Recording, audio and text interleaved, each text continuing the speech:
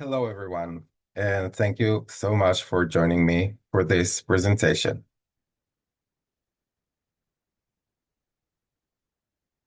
This paper shares the preliminary results of a study on the individual and joint exploration of cultural, ethnic, and national identities through music done by composer Zlata and Yefim Tkach and her husband, musicologist Yefim Tkach, both Jewish and Moldovan, who lived most of their lives under the Soviet regime.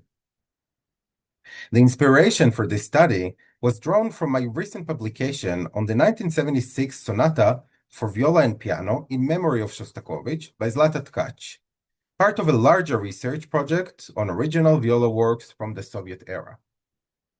As I was tracing the creative path of Zlata Tkach before and after the composition of a rather early viola sonata, which involved the incorporation of Moldovan and later Jewish folklore materials into her music, it became apparent to me that her husband's research had followed a similar direction and that their sheer outputs, both rarely played today, forgotten, were interchangeable and thus mutually impactful.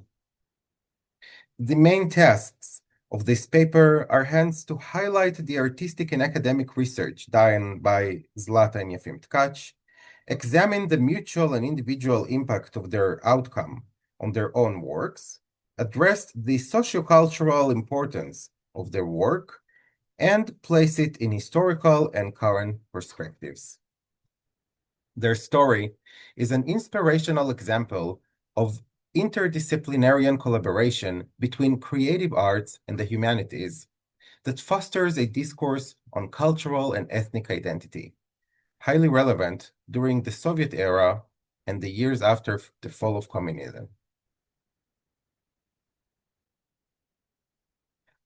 After surviving the Kryzopil ghetto near Transnistria during the Holocaust, Yefim Tkach and his family returned in 1944 to their hometown Balti and spent there a few more years of studying until his graduation from the Belsen Pedagogical Institute. In 1953, he graduated as flutist from the Kishinev Conservatory, while already holding teaching, administrative, and editorial positions in leading Moldovan musical institutions. It is also known that Yefim Tkach presented numerous art and culture radio shows in the Moldovan language, Romanian, and later in Yiddish after the dissolution of the USSR. The available listings of his hundreds of publications include monographs and articles that were published from the late 1950s until the late 1990s, covering a large array of topics from general theory to Moldovan music and musical life in Moldova, as well as Jewish music and Jewish history. It is evident that Yefim Tkach was active in many musical and intellectual communities, which leaves one to wonder why the documentation of his achievements and his legacy is so poor. Zlata Tkach often reinforced that Yefim's specialization in Moldovan music include regular presentations in academic settings and that, quote, he understood that this was the only way for him to describe the cultural life of Moldova in every detail, end of quote. Soon after the Moldovan Declaration of Independence in 1991, Yefim Tkach shifted his focus towards Judaism, and his later books addressed anti-Semitism and anti-Judaism, the Holocaust, and the fate of the Moldovan Jewish communities. Zlata revealed that in the 1990s, quote, Yefim began to collect material about the Holocaust and anti-Semitism. He had cancer and hurried with his work, end quote. And along with two other scholars, they published several collections of documents and articles on the Jewish life in Moldova titled, We Will Not Forget. Zlata Tkach's life story includes a childhood in a highly musical, academic, and Jewish environment in Romanian Kishinev, unbearable hardship during World War II, and life under the oppressive Soviet regime after. She was a student of Leonid Gurov and later faculty at the Kishinev Conservatory until her death in 2006, while being highly appreciated and locally celebrated in her life, and even receiving a state award in 1982. Yet, in her last years, she acknowledged the professional struggle that she underwent as a woman and as a Jew. Today, her diverse and moving musical oeuvre, consisting of stage music, symphonic and chamber works, film scores, and vocal and choral cycles, is rarely performed or recorded, both in Moldova and elsewhere.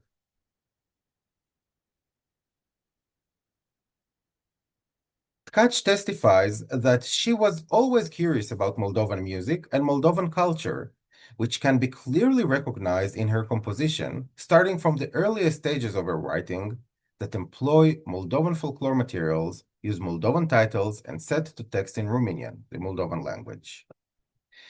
We're going to listen now to the beginning of the second movement of her 1976 viola sonata, performed by myself and my colleague Natalie Rothenberg, just as a little example of her use of Moldovan materials.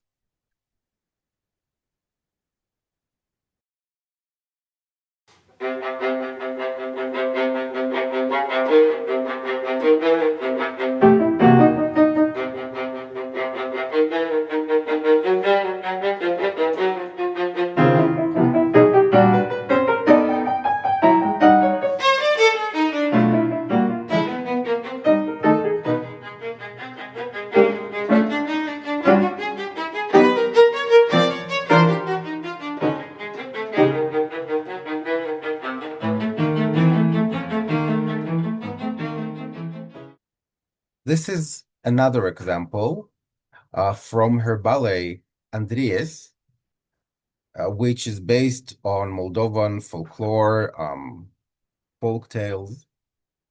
And this is one or the only surviving footage from this ballet.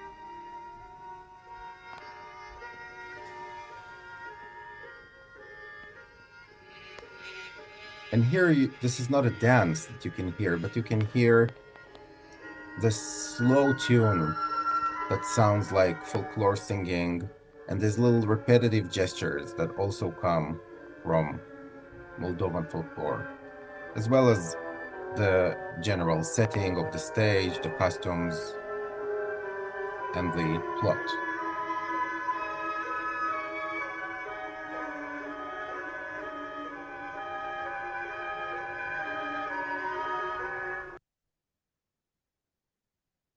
For Zlata, the last decade of the USSR was also connected to her shifted attention to Jewish music. And this is a quote from her.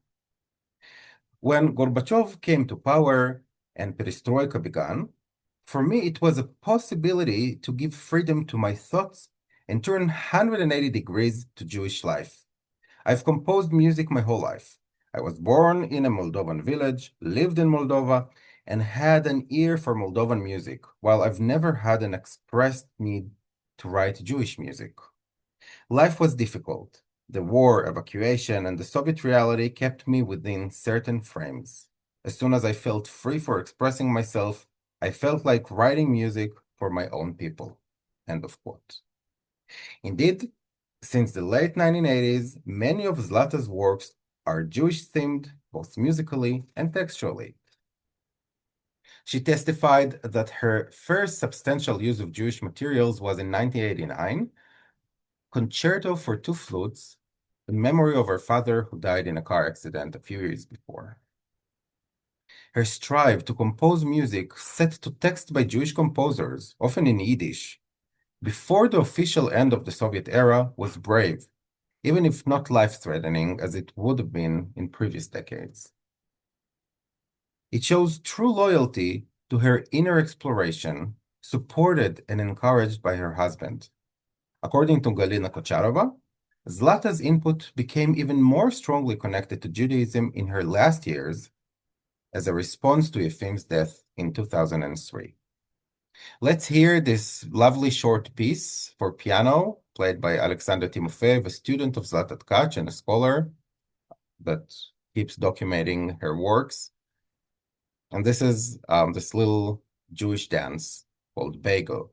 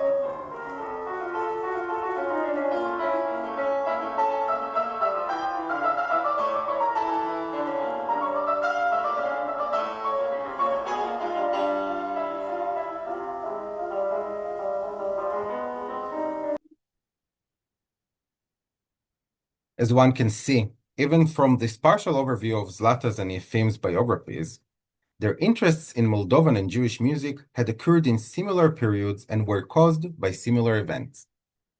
It is safe to assume that as loving husband and wife, they would share their discoveries with each other and with their close circle of friends and students, and by that stimulate and fuel each other's enthusiasm.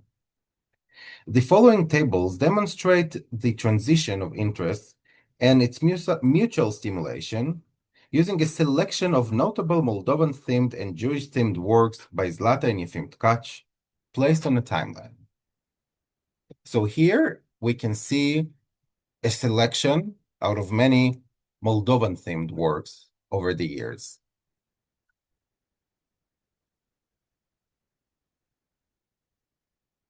Here in this table, we can see the same kind of selections from the later Jewish-themed works. Again, just a selection from many other works. As the chronologies and the testimonials show, between the 1960s and the 1980s, Zlata and Yefim Tkach dedicated many of their works to different aspects of Moldovan music, and around the 1990s, and the fall of communism, channeled their effort towards Jewish music and Jewish history. In the case of Zlata Tkach, the use of Moldovan folklore elements was an integral component of her musical language. In most of her Soviet-era compositions, many of which also bear a programmatic content, like title, text, plot in Romanian or related to local folklore. Since the late 1980s, Jewish topoi and texts in Yiddish and on Jewish topics, mainly by Jewish authors or poets, had occupied a significant array of her creations, although not exclusively. The creative journey of Yefim Tkach, even though documented to a much lesser degree, demonstrates an identical trajectory with more emphasis on non-musical historiography since turning towards Jewish subjects.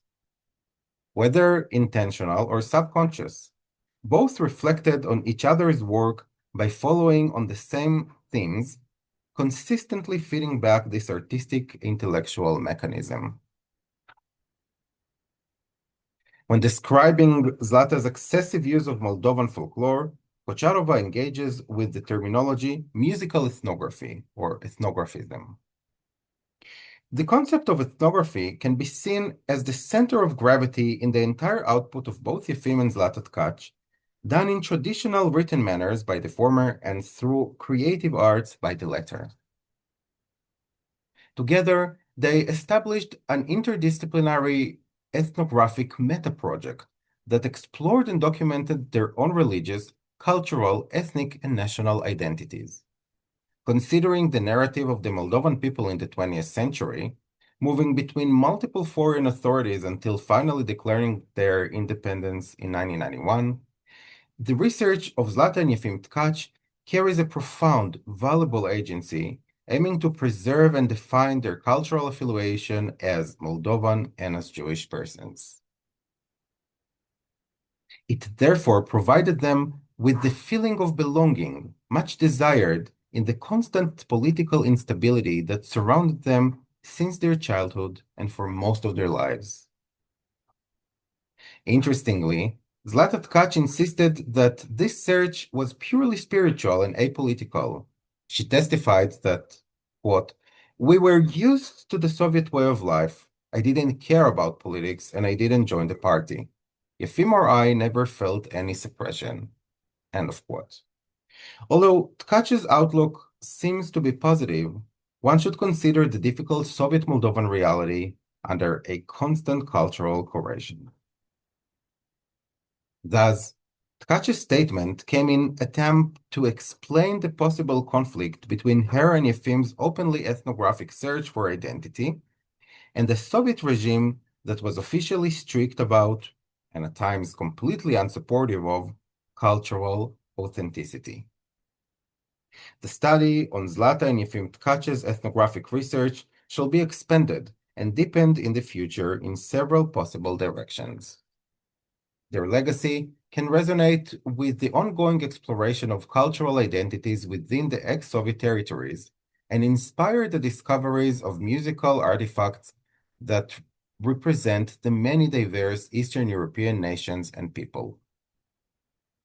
In the spirit of Zlata and Yefim Tkach, this should be motivated by positive means, as opposed to the approach that calls for the cancellation of art associated with unfair cultural appropriation. Thank you for listening. Thank you for your time.